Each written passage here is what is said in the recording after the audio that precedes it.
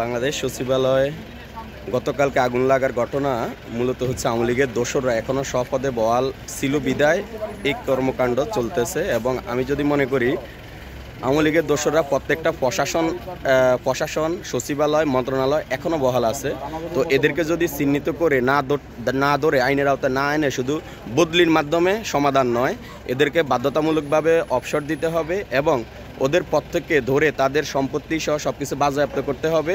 তাহলে একটা সমাধান হবে। নতুবা এরা আজকে সচিবালয় করছে, আগামীকাল অন্য কোনো না কোনো কোথাও করবে। যেমন বাংলাদেশ ব্যাংকের এখনও আওয়ামী লীগের দোসররা বহাল আছে, এটা নিয়ে আমাদের কারো কোনো মাথা ব্যথা নাই। সবাই সবার দল গোছানোর জন্যই সবাই ব্যস্ত।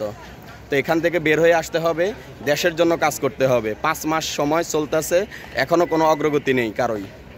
আমরা 3 যোদ্ধা এখনো ছাত্র জনতাদের কাতারে আছি, রাজপথে থাকবো। বাংলাদেশের যে কোনো জায়গায় সমস্যা হবে, বিডিআর ভাই আছে। তো আমরা ন্যায়ের পক্ষে, যেখানে অন্যায় ওখানে আমরা আসব।